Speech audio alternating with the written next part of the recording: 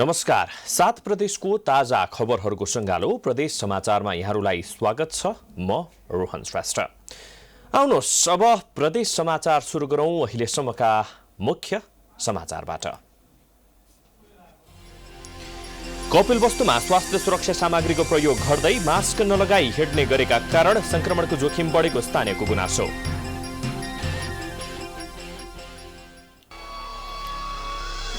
दाङको कोइलाबास नाका क्षेत्रका स्थानीयहरूले अहिलेसम्म नागरिकता पाएनन्। सामाजिक सुरक्षा भत्ता लगायतका सेवाबाट वञ्चित। कोरोना संक्रमणका कारण प्लटिङ गरेका जग्गाहरू बिक्री हुन छोडे। सुनसरी लगायतका जिल्लामा खेती गर्न सुरु।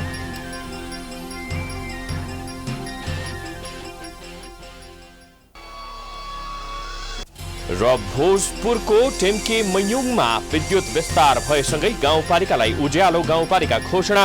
सबै वडामा विद्युत विस्तार भएपछि स्थानीय हर्षित।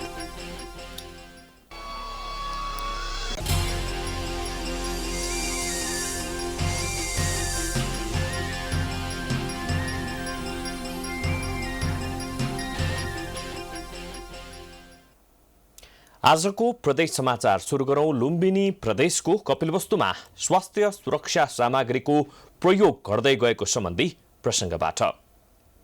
कपिलवस्तुको तौली हावामा मास्कको प्रयोग क्रमशः घट्दै गएपछि संक्रमणको जोखिम बढ्दै गएको छ। तौली हावाको विभिन्न चोक, बजार, पसलदेखि सार्वजनिक स्थलहरूमा भिडभाड बढ्दै गए तापनि मास्कको प्रयोग घटेको हो। सर्वसाधारणहरू मास्क नलगाई हिँड्ने गरेका कारण संक्रमणको जोखिम बढेको स्थानीयको गुनासो छ।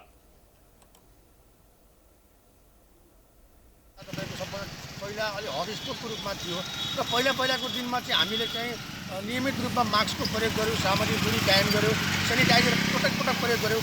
तर अहिले अब यहाँको परीक्षण पनि रोकिएको छ र त्यस कारणले गर्दाखेरि जनताहरू अब मास्क बिना नै अब हामी पनि स्वयं हिँड्न लागेका छौँ र यसले गर्दा झन् कोभिडको सङ्क्रमण झन् जोखिममा ल्याउने भन्ने हाम्रो चिन्ता र चासो छ।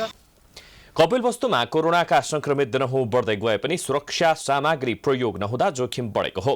जिल्लामा अहिले स्वाब परीक्षण समेत रोकिएको छ। भारतीय सीमा क्षेत्रबाट दिनहुँ 5000 भन्दा बढी मानिसहरू बिना मास्क आवत जावत गर्ने गरेको कारण संक्रमणको जोखिम बढेको स्थानीयको भनाइ छ। मास्कको प्रयोग एकदम कम भएको अवस्था छ।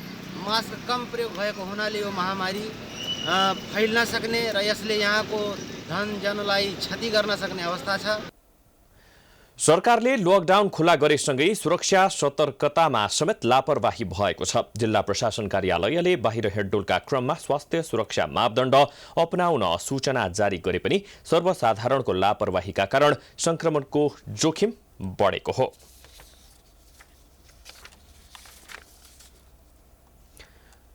अब लागौं गण्डकी प्रदेशको पोखरास्थित अन्तर्राष्ट्रिय पर्वतीय संग्रहालयमा अनियमितता भएको सम्बन्धी प्रसङ्गतर्फ।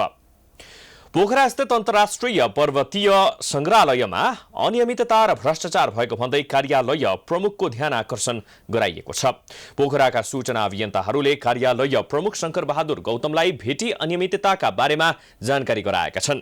संग्रहालयका स्थायी कर्मचारी निकालिएको र कर्मचारीलाई आधा तलब दिएको बारेमा अभियन्ताहरूले कारणसहित 12 बुँदे ज्ञापन पत्र बुझाएका छन्। कोरोना महामारीको समस्या देखाउँदै कर्मचारीलाई आधा तलब दिएको संस्थाका सल्लाहकार रामचन्द्र कार्कीलाई रेस्टुरेन्टको टेन्डर दिनुपर्ने कारणका बारेमा जानकारी लिएको थियो।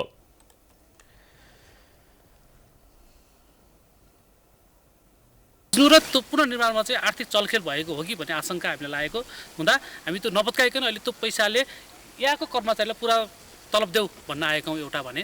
दोस्रो कुरो अहिले यो गोर्खा रेस्टुरेन्ट छ, जुन रेस्टुरेन्ट यहीँको सल्लाहकारले नै टेन्डर लिनुभएको छ र सल्लाहकारले यहीँको मान्छेले त्यो टेन्डर पाउने कुरा चाहिँ नियमसँग त होइन। त्यस कारणले यहाँ सम्बन्धित मान्छे त्यस्तो टेन्डर पाउनुहुन्न र यहाँ राति अनैतिक क्रियाकलाप हुन्छ भन्ने सुन्नमा आएको हुँदा त्यो के हो बुझ्न र त्यस्ता अनैतिक क्रियाकलाप चाहिँ रोक्न यसले हाम्रो यहाँको स्थानीय वातावरण असर गर्ने हुँदा अनैतिक क्रियाकलाप रोक्नको लागि हामी यहाँ दबाब दिन आएका हौँ।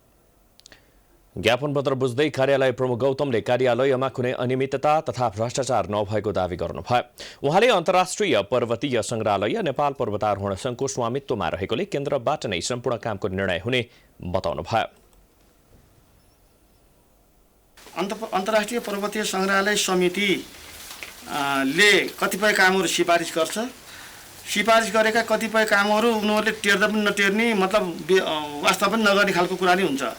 तर सन्दर्भमा कर्मचारीहरूलाई खासै त्यस्तो निर्णय गर्ने अधिकार र सिफारिस गर्ने अधिकार एनएमएले दिइराखेका रहन्छ। अभियन्ताहरूले सङ्ग्रहालय विश्वकै एउटा गहना भएकोले यसलाई बचाउन कार्यालय प्रमुख र कर्मचारीलाई आफ्नो जिम्मेवारी पूर्ण रूपमा निर्वाह गर्न आग्रह गरेका थिए। प्रदेश समाचारमा पालो भएको छ विश्रामको।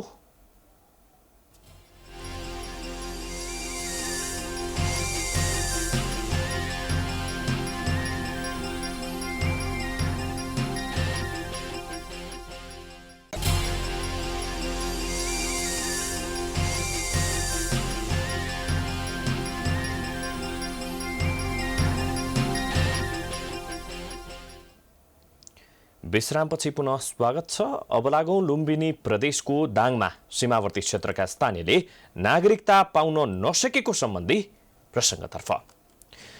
भारतसँग सीमा जोडिएको दाङको कोइलाबास नाका क्षेत्रका स्थानीयहरूले अहिलेसम्म नागरिकता पाउन सकेका छैनन्। 2012 सालमा कोइलाबासमै जन्मिएका नागरिकले पनि अहिलेसम्म नागरिकता नपाउँदा आफूहरू मात्रै नभई परिवारका अन्य सदस्यले समेत समस्या झेल्नु परेको बताएका छन्। नागरिकता पाउनबाट वञ्चित भएका गढवा गाउँपालिका वडा नम्बर 8 का नागरिकलाई प्रशासनिक काम तथा अन्य कामका लागि विभिन्न समस्या हुने गरेको छ। नेपाली नाका क्षेत्रमै बसोबास गर्दै आएका स्थानीयहरूको नागरिकता नभएका कारण सरकारको तर्फबाट पाउने विभिन्न किसिमका सामाजिक सुरक्षा भत्ता लगायतका सेवा सुविधाबाट वञ्चित भएका छन्। लाइट बिल पनि पानी केही पाउनुहुन्न, केही जग्गा यताउता केही किनेपछि केही नागरिकता नभएपछि कहाँ हुन्छ। उनीहरूसँग नागरिकताको परिचय पत्र नहुँदा न त उनीहरू मतदान प्रक्रियामा सहभागी हुन पाउँछन् न त सरकारको सुविधा तथा रोजगार उपभोग गर्न पाउँछन्। नागरिकताका लागि पाएको टिकट पनि उनीहरूकै हातमा छ, तर वडा कार्यालयबाट कागज पत्र तयार पारेर गए पनि जिल्ला प्रशासन कार्यालयले कानुनले नमिल्ने भन्दै फर्काउने गरेको उनीहरूको गुनासो छ। पहिलाको निशा दिनुभएको थियो, नागरिकता टोली आएको थियो। पहिला मेरो बनाऊ तब जान दिन्छु अब मान्छेले झगडा गर्नुभयो। अब भन्नुभयो जब सिफारिस दिन्छु जानुस् भनिहाल्छ, सजिलो हुन्थ्यो। नागरिकताको प्रमाणपत्र प्राप्त गर्न नसक्दा अप्ठ्यारो परिरहेको अवस्थालाई महसुस गरी प्रतिनिधि सभाको घोषणापत्र 2063ले नेपाल राज्यभित्रको नागरिकता सम्बन्धी समस्याको समाधान यथाशीघ्र गर्ने संकल्प लिएको भए पनि नागरिकलाई नागरिकता प्रदान गर्न नसकेको जनप्रतिनिधिको भनाइ छ। हाम्रो क्षेत्रबाट हामीले गर्नुपर्ने होइन, जहाँ जहाँ पहल गर्नुपर्ने मैले गरिसकेको छु, तर अहिलेसम्म असफल भएको छु यो नागरिकता क्षेत्रमा चाहिँ। किनभने चाहिँ संविधानले नै त्यस्तै लेखेर आएको छ। अब उहाँहरूले आशा चाहिँ छ उहाँहरूलाई अझै होइन, कहीँ संविधानमा होइन कहीँ बदलेर फेरबदल भएर कहीँ आउँछ कि भन्ने आशमा अझै हुनुहुन्छ। कोइलाबासमा जम्मा 1300 नागरिकको बसोबास रहेको छ, जसमा 900 जनासँग मात्र नागरिकको परिचय पत्र रहेको छ। कोइलाबासवासीको समस्या समाधानका लागि केन्द्र सरकारले नै संविधान संशोधन गरेर सहज बनाएर सबैलाई नागरिकता वितरण गर्न सके नाका क्षेत्रका बासिन्दालाई राहत मिल्ने देखिन्छ। प्राइम टाइम्स टेलिभिजनका लागि दाङबाट सुमन केसीको रिपोर्ट। अब लागौं प्रदेश 1 को सुनसरीमा प्लटिङ गरेको जग्गा बिक्री नभएपछि खेती गर्न सुरु गरेको सम्बन्धी प्रसङ्गतर्फ। प्लटिङ गरेका जमिनहरू बिक्री नभएपछि सुनसरीका विभिन्न ठाउँहरूमा धान खेती गरिएको छ। कोरोना संक्रमणको प्रभाव र लामो समय भएको लकडाउनका कारण प्लटिङ गरेका जग्गा बिक्री नभएपछि बाली लगाउन थालिएको हो। जिल्लाका इटहरी, खनार, तरहरा, इनरुवा, झुम्का लगायतका स्थानमा प्लटिङ गरेको जग्गा महामारीका कारण खरिद बिक्री ठप्प भएको छ। जग्गा नबिक्ने भएपछि विभिन्न स्थानमा गरिएको प्लटिङमा मौसम अनुसारको बाली लगाउन थालिएको छ। धान लगाउने समयमा अधिकांश प्लटिङमा धान लगाइएको छ। जग्गा खरिदका लागि ग्राहक नआएपछि धान बाली लगाएर आमदानी लिने गरेको जग्गा व्यवसायीको भनाइ छ। 2062-63 को आन्दोलनपछि सुनसरीमा जग्गाको कारोबार बढेको थियो। सुनसरीको 55,000 हेक्टर क्षेत्रफल जमिनमा बाली नाली लगाइन्छ, जसमध्ये 53,500 मा धान बाली लगाइने गरिएको कृषि ज्ञान केन्द्र सुनसरीले जनाएको छ। फेरि पनि प्रदेश समाचारमा पालो भएको छ विश्रामको।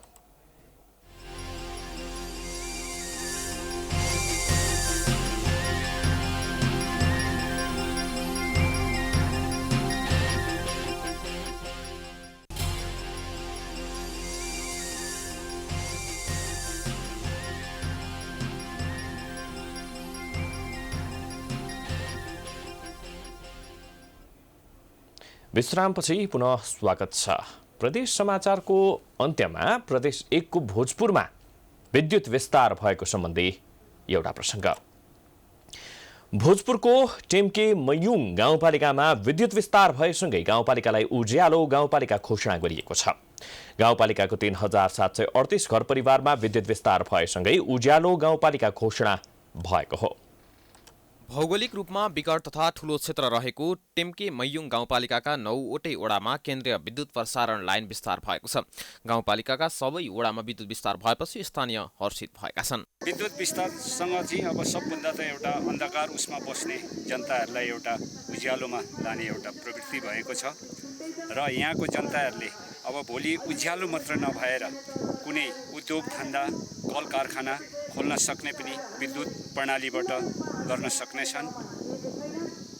विकासका लागि विद्युत विस्तारलाई पहिलो प्राथमिकता दिएका कारण गाउँपालिका उज्यालो बनाउन सफल भएको गाउँपालिकाले जनाएको छ। विद्युत विस्तारसँगै अब स्वास्थ्य, शिक्षा, कृषि तथा सडकको स्तर उन्नतिमा काम गरेर समृद्ध गाउँपालिका बनाउने लक्ष्य लिएको गाउँपालिकाका अध्यक्ष ध्रुवराज राई बताउँछन्। जम्मा मेरो 9वटा वार्ड हो। 9वटा वार्डहरू हामीले पूर्ण रूपमा गाउँपालिकाले 6 करोड माथि पाउने 7 करोड जति हामीले लगानी गरेका छौँ। अरू विद्युत प्राधिकरणले गरेर हामी 3738 घर जनताहरू हामी टेम्के मयुङको पूर्ण जनताहरू हो। त्यसमा अब कति व्यक्तिहरूले आफू खुसीले नबाल्नु भएको कुरा फरक होला। यदि होइन भने हामीले चाहिँ जनताको पहुँचमा हुने गरी सबैतिर विद्युत पुर्याइदिएका छौँ। उज्यालो गाउँपालिका घोषणा गर्दै प्रदेश 1 का मुख्यमन्त्री शेरधन राईले प्रदेशलाई 2 वर्षभित्र उज्यालो बनाउने आफ्नो अभियानलाई थप टेवा मिलेको बताएका छन्। विद्युत विस्तारका लागि गाउँपालिकाको 6 करोड 60 लाख, नेपाल विद्युत प्राधिकरणको 6 करोड 20 लाख, संघीय सरकारको 50 लाख र प्रदेश सरकारको 10 लाख लागतमा गाउँपालिकामा विद्युत विस्तार गरिएको नेपाल विद्युत प्राधिकरणले जनाएको छ। 13 करोड 40 लाख रुपियाँ को लगानीमा आज यो टेम्के मयुङ गाउँपालिका पूर्ण विद्युतीकरण सम्पन्न गर्न हामी सफल भएका छौँ। यो बिचमा हामीसँग यति बजेट मात्रै पर्याप्त थिएन काम गर्न। यसको लागि मैले आज यो टेम्के मयुङ गाउँपालिकावासी जसले चाहिँ ठुलो मात्रामा जनसमाधान गर्नुभयो, करिब हामीले एउटा प्राविधिक हिसाबले एनालाइसिस गर्दै गर्दा करिब 4 करोड बराबरको समाधान यहाँ टेम्के मयुङ गाउँपालिकावासीबाट भएको देखिन्छ। ती सबै जोड्दै गर्दा करिब 17.5 करोडको लगानीमा टेम्के मयुङ गाउँपालिका टोटल ओभरअल विद्युतीकरण सम्पन्न भएको अवस्था छ। भोजपुरमा हालसम्म 48% जनता विद्युतको पहुँचमा रहेका छन्। अन्य स्थानीय तहमा पनि विद्युत विस्तारको काम भइरहेको प्राधिकरणले जनाएको छ। प्राइम टाइम्स टेलिभिजनका लागि भोजपुरबाट गणेश विष्टको रिपोर्ट। यो सँगै हामी प्रदेश समाचारको अन्त्यमा आइपुगेका छौँ। जाँदा जाँदै प्रमुख समाचार पुनः एकपटक। कपिलवस्तुमा स्वास्थ्य सुरक्षा सामग्रीको प्रयोग गर्दै मास्क नलगाई हिँड्ने गरेका कारण संक्रमणको जोखिम बढेको स्थानीयको गुनासो।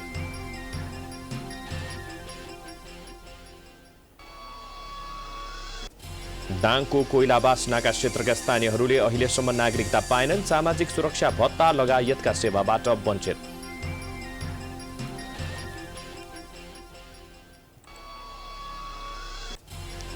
कोरोना संक्रमणका कारण प्लटिङ गरेका जग्गाहरू बिक्री हुन छोडे। सुनसरी लगायतका जिल्लामा खेती गर्न सुरु।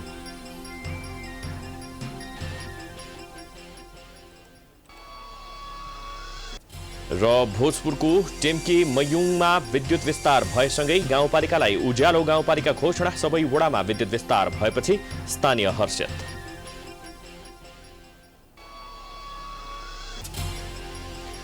प्रदेश समाचार अहिलेलाई सकियो। प्राइम टाइम्स टेलिभिजन हेर्दै गर्नुहोला। नमस्कार।